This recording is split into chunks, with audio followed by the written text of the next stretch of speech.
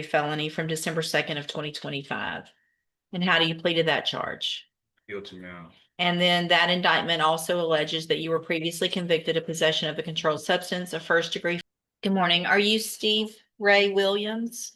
I need you to speak up since you have that. Are you sick? No. Okay. So, will your client waive the formal reading of the indictment in each case? He does, Judge.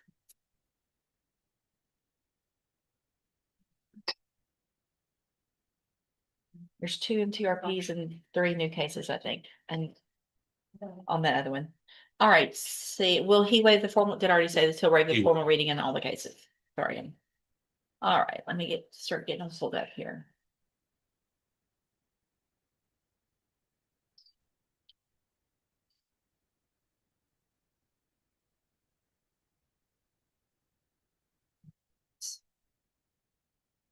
Are they all? Well, I know the unauthorized use is enhanced. You're all. Yes, Judge. Okay, so I need to make a copy of me.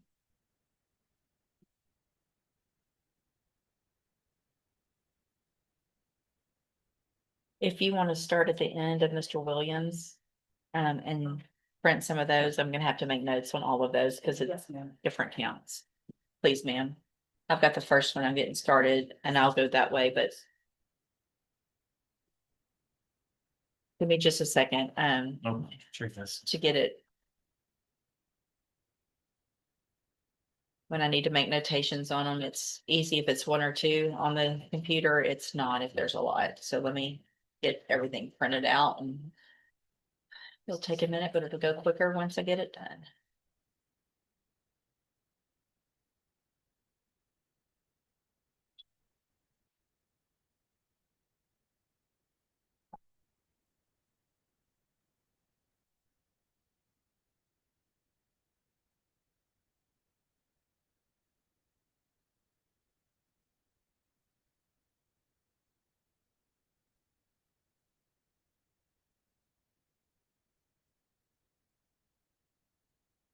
I got the first 3. If you've got the last 2 on Williams.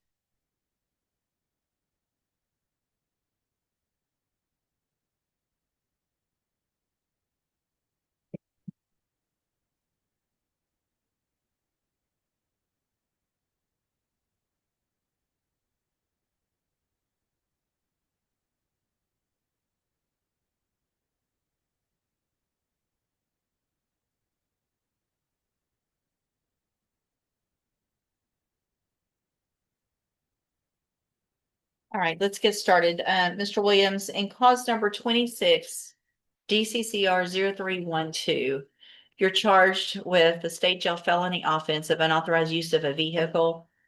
And that's from December 2nd of 2025. Your indictment alleges that you were previously convicted of possession of a controlled substance, a state jail felony, March 25th of 2002.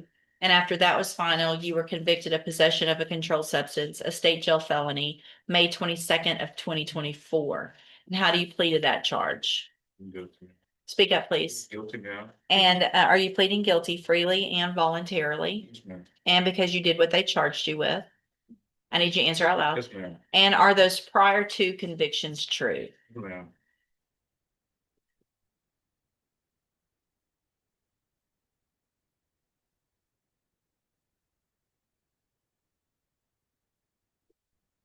In cause number 26 DCCR 0313, which counts are we going on that case?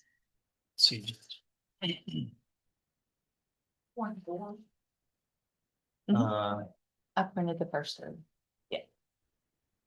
There's a have listed as a habitual, but there's only 1 additional felony alleged there. I don't know if I didn't file a notice to enhance a standalone. Yes, I did. Yeah, I thought I filed a standalone notice in all of the cases to enhance him. Is he pleading to all those counts? Yes, ma'am. So with the minimum of 25? Yes, Judge.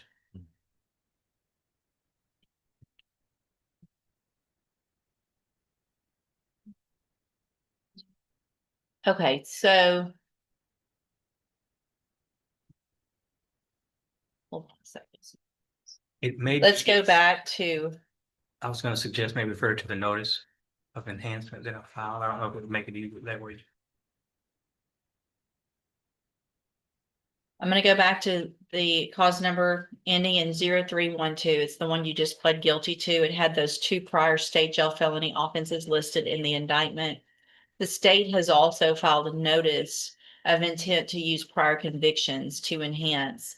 And in that, they allege that you were also previously convicted of the second-degree felony offense. No, hold on. Prior convictions, there we go.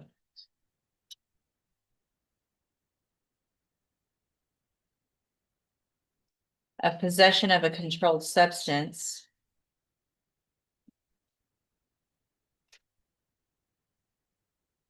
It doesn't say what level offense that is, but that's the one from July 30th of 2003. What level offense is? He received 5 year sentence on that, Judge. Let's see. To be clear, to be specific, it was, looking for judgment now, a first degree felony. Judge. So that conviction, again, from of possession of a controlled substance from July 30th of 2003, which was a first degree felony. Is that true or not true? Yes, ma'am. And then there's also an allegation of a conviction from March 11th of 2008 that you were convicted in the United States District Court for the Eastern District of Texas of the offense of felon in possession of a firearm. And is that also Yes, true? ma'am. And so what that means is that for punishment purposes, in this case, the punishment range would be that of a second degree felony, which is between 2 years and 20 years. Is that your understanding? Yes, ma'am. And again, did you enter your plea of guilty and true to those prior convictions freely and voluntarily? All right, and cause number 26 DCCR 0313.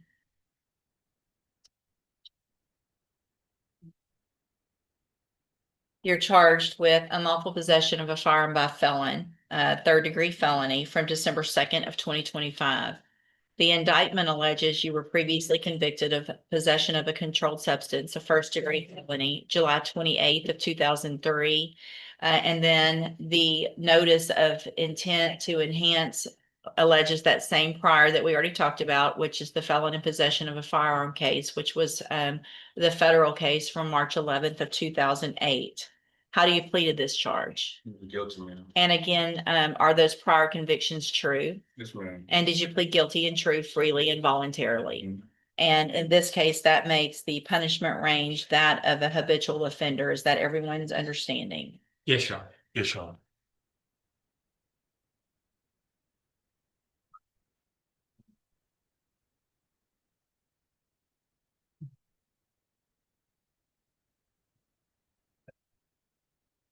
Hold on,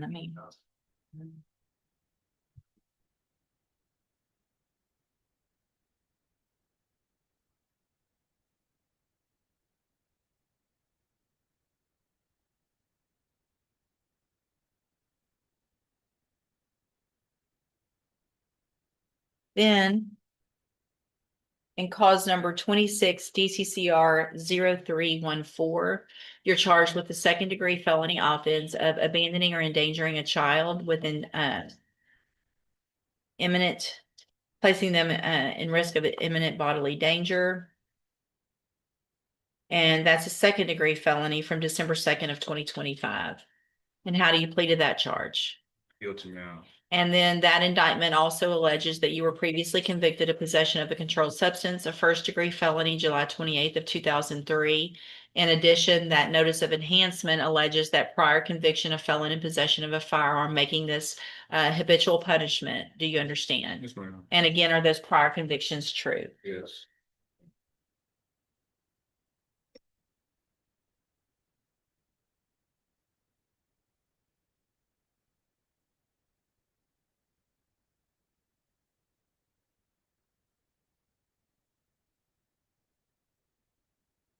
Cause number 26 DCCR 0315, you're charged with the state jail felony offense of theft of a firearm. And that's from December 2nd of 2025. That indictment alleges those prior state jail felony convictions, the possession of a controlled substance from March 25th of 2002, And then after that was final, the state jail offense, possession of a controlled substance from May 22nd of 2024. In addition, there's the two prior felonies that are listed in the notice of enhancement, the felon in possession of a firearm, as well as the possession of a controlled substance, which was a first-degree felony. And how do you plead to this charge? Guilty, ma'am. And again, are you pleading guilty freely and voluntarily? Yes, ma'am. And also, are all those prior convictions true? Yes.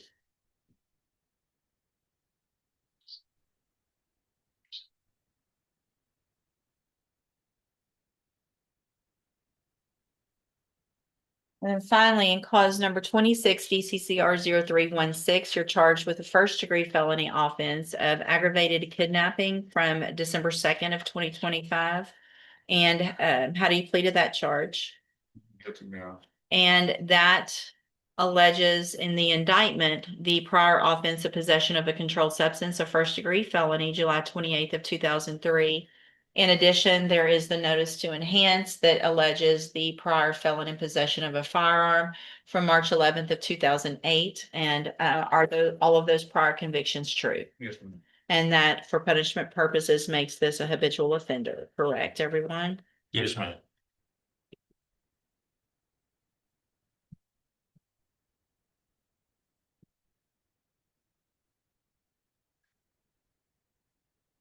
Did you enter your pleas of guilty and true in all of these cases freely and voluntarily? Yes, ma'am. And did you plead guilty in each of the cases because you actually did what they've charged you with? Yes. In all of these cases, I have here on the tablets and documents that have your signature on them that the state has marked as exhibit number 1. Before you signed these, did you go over them with Mr. Lewis? Yes, ma'am. Do you fully understand them? Yes, ma'am. And do you understand if I follow the agreement that you've made with the district attorney in each case that you'll be waiving or giving up any right to appeal? Yes. It's going to take me a minute to get them all printed out. And state tenders number 1 in each case. No objection, Judge. It's admitted. Is there any evidence that Mr. Williams is not competent? No, Judge. And Mr. Williams, do you also understand if you're not a U.S. citizen that a plea of guilty or no contest may result in your deportation, exclusion from admission to the country, or denial of naturalization under federal law? Yes, ma'am.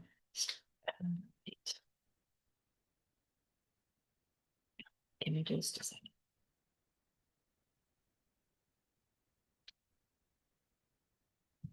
So is it 20 on the 2 State jails. and 35 on all of those? That's right, Judge.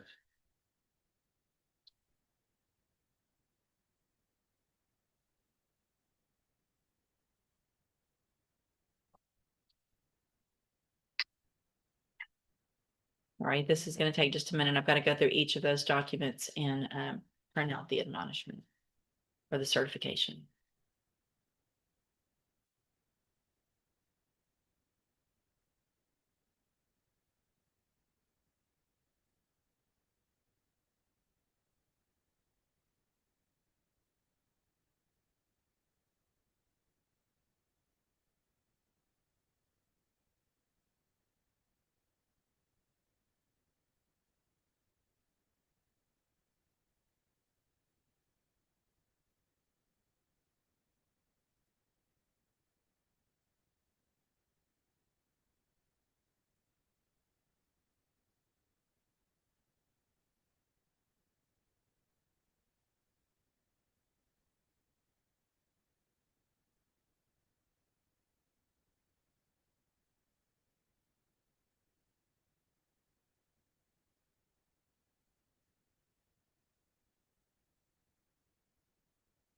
Getting close.